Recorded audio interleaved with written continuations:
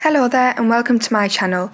In today's video I'll be showing you how I used charcoal pencils to achieve this realistic drawing of an eye. The only graphite pencil I used was for the initial sketch, and then I used a mixture of soft and hard charcoal pencils for the drawing. If you want to follow along, be sure to tag me in your creations using the hashtag JenLouiseArt on Instagram. I'd love to see them, but for now let's get into the drawing. Okay, so here I am using a graphite pencil just to sort of darken them initial lines that I put down for the initial sketch, and this is just so it's a little bit more obvious where we're going to go in with the charcoal pencils. I'm using a 4B pencil here, but it really doesn't matter what you use as long as it's dark enough to be able to see all of the outlines that you need to be able to see. I'm just drawing out the iris and the pupil. Don't worry about getting that perfect. Irises do change shape, so it doesn't really matter so much as long as it works with your drawing. This isn't an accurate representation of the reference photo, it's purely a reference photo just so we can get an idea of how an eye looks. So I'm going in with that softer charcoal pencil and just filling in the iris and the pupil and using something called a tortillon to blend that in and then blend it out into the iris, creating some shading and putting the first layer of value down. So just draw what you see, but again it doesn't have to be perfect, and that's the beauty of eyes. Eyes are all different, so it really doesn't matter if it's exact or not. I've left that part out on the left side of the pupil for a highlight. As you can see in the photo, the light is coming from the left hand side of the face, so that side of the pupil is going to be lit up with a highlight, and that's what gives it the really realistic look as well. So I'm just continuing on with the tortillon and filling in where the darker values are in the reference photo and leaving some areas lighter for where there are lighter values in the pupil. I'm going in with a mono Tombow eraser, and I like to sharpen this with a craft knife. Be careful though, just to make the point sharper and cleaner. I'm going in and adding some more highlights and just details with this eraser, and using one of these is nearly just as effective as using a pencil itself. You are basically drawing with an eraser and you are creating lines that all form part of the realistic drawing. Here I'm just using an extra hard charcoal pencil, a really sharp one, to go in and add some hard sharp lines, and this adds a little bit more texture and realistic look to the pupil. Just continue and repeat this process until you're happy with how it's looking. And these tortillon stumps are really good to soften edges out and to also add some value. So I like to use a paintbrush as well to just add some charcoal powder into them areas that are a little bit harsh. And then I will go back in with the Tombow eraser to take out some more highlights and some more details where I have put that charcoal powder down. It might seem a little bit counterintuitive, erasing and then adding value and then erasing again, but I don't know what it is. For some reason it just adds a really nice effect, and the more layers you build, the more realistic it can look. It's all just trial and error at this point. It's just seeing what works for you and what style you prefer as well. There's no right or wrong, and the more you practice, the more you'll find your own style. So I actually went in with the softer charcoal pencil and enlarged the iris in the pupil. Like I said, irises don't really stay the same size, so it doesn't matter if you need to enlarge it because it fits better in with your drawing. Just do what feels right for you and the drawing, and just keep repeating the process until you're happy with how the pupil is looking. I'm using a kneaded eraser here just to take out some extra value, and kneaded erasers are really good just to take out some bigger values and some less precise values. Here I'm using the extra hard charcoal pencil, and I'm actually adding in a shadow of the eyelashes. So these aren't the actual eyelashes, these are a reflection of the eyelashes that are reflected into the pupil, as you can see on the reference photo. I'm brightening up that area of the pupil that needs to be highlighted for where the light is hitting it. It is good to keep some areas where they are brighter without any value at all, if possible, because this just makes it a lot easier to remove the value with an eraser later down the line.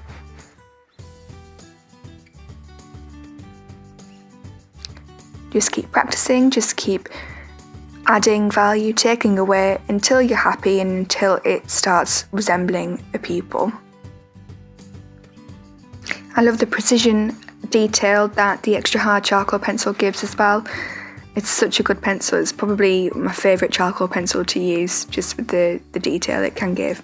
So I'm going in now with a small paintbrush and adding some charcoal powder to the inside of the eye.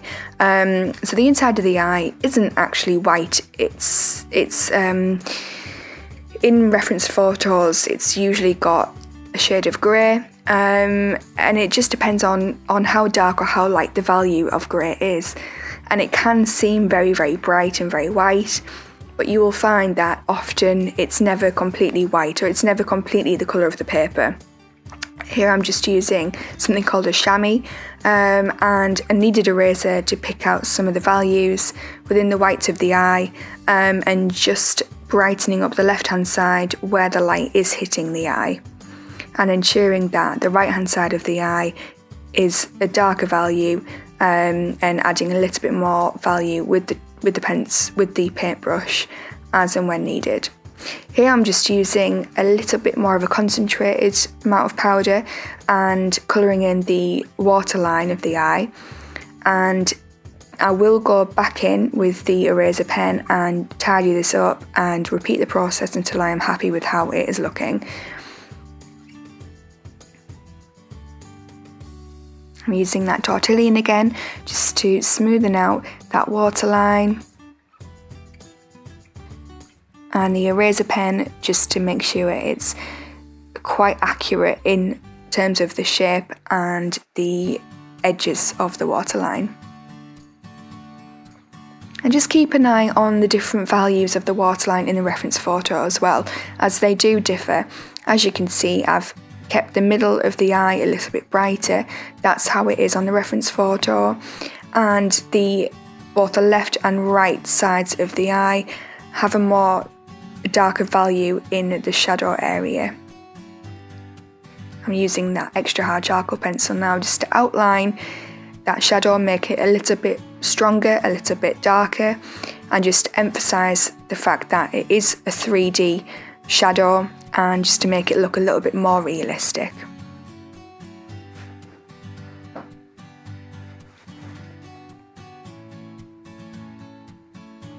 A tortillon is good for adding more concentrated values. Do have a light touch with the tortillon, as the harder you press down, the harder it will be to erase, but they are very good tools to use, especially if you want a softer sort of look to the drawing. I'm just taking away the value where I can see it in the reference photo, touching up some of the pupil with some highlights and taking away with the kneaded eraser.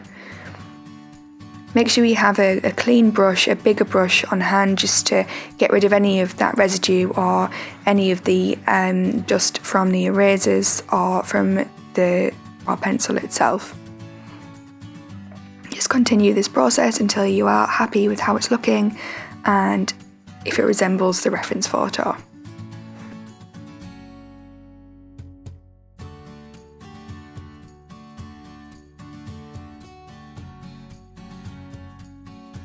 Now I'm just adding value to the tear duct, and this area in the reference photo is darker, and this has more shadows. As you can see, I'm just filling in and leaving a bit of a space for where the highlight is going to be, and then using the extra hard charcoal pencil just to outline the areas that are darker, and this can emphasize the lighter areas of the eye as well.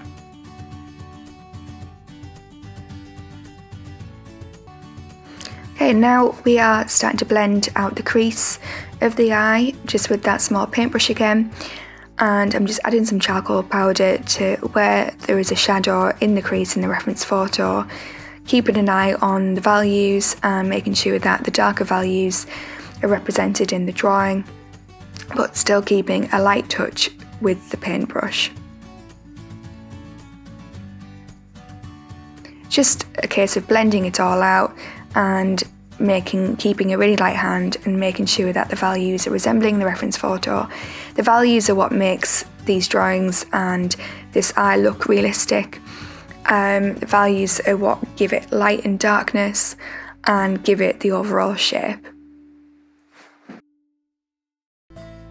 Okay, so using a sharp charcoal pencil, I'm actually going in with the pencil to create the eyelashes now, and I am just following the eyelashes on the reference photo as a guide, but I'm not placing them exactly where they are in the photo. It's more of a guide. Eyelashes are extremely random and sporadic. It's just making sure that they are going in the direction that they are going in the reference photo, and as long as you're following the sort of direction, then it will look realistic. And as you can see, eyelashes can go in any direction, and on this photo they are going downwards, they're going left, they're going right, they're not following the same pattern all the way along. And as you can see, as it's going more to the left hand side, they are coming outwards, and this is just reflecting the angle of the eye. As you can see at the top of the eye, they are going straight up, but on the left hand side they are going more to the left. And now I'm just repeating the process on the bottom, adding some of them bottom eyelashes. Make sure you have a really sharp pencil for this. That is key to make it look realistic. Now I'm going in with a slightly bigger paintbrush just to add a little bit of value under the eye. We don't want this value to be really dark, but we just want there to be enough value to be able to use the eraser pen to bring out some highlights for the eyelashes, as you will be able to see in a minute. I'm just going back in with that pencil just to add some more eyelashes where they might have been rubbed off. So here we go with the eraser pen. I'm just adding in some white eyelashes or erased lines to make it seem like they are eyelashes, and this is basically resembling the light bouncing off the eyelashes in the reference photo. And as you can see, it really provides a realistic look, provides more of a 3D effect, and it's just a really clever way of making your eye look more realistic. Again, this doesn't have to be an exact replica of the reference photo, but as long as they're going in the right direction, you should be absolutely fine. I'm using a pencil eraser there just to bring out some highlights on the eyelid where the light is hitting it, and then going back in with the tortillon just to emphasize that crease in the eye again.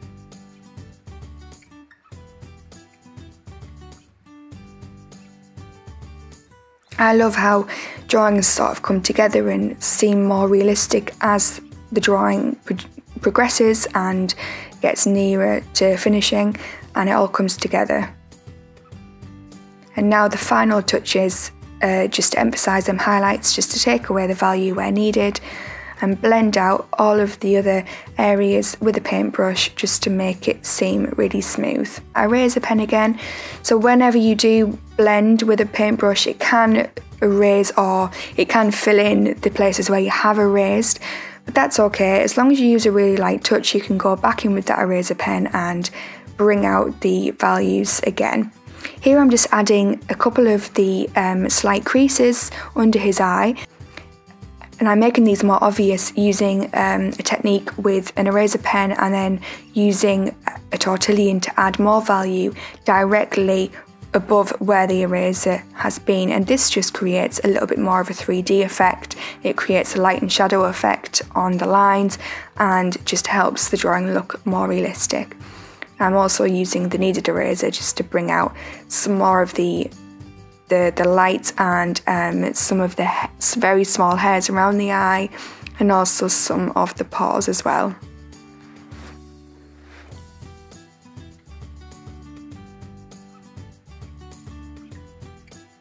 I'm just using that eraser pen just to bring out some more of the tiny little pores that you can see right under the eye.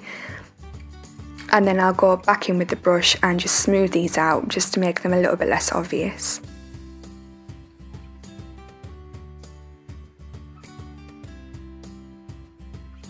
I really hope you enjoyed this tutorial. If you did, please give it a like, and if you want to see more of these tutorials in the future, make sure to subscribe to my channel. I really appreciate it, and these videos will only get better as I practice more and be able to get better sort of recording equipment and stuff in the future. But for now, thank you for watching, and I hope you have a good day, and I will see you very soon.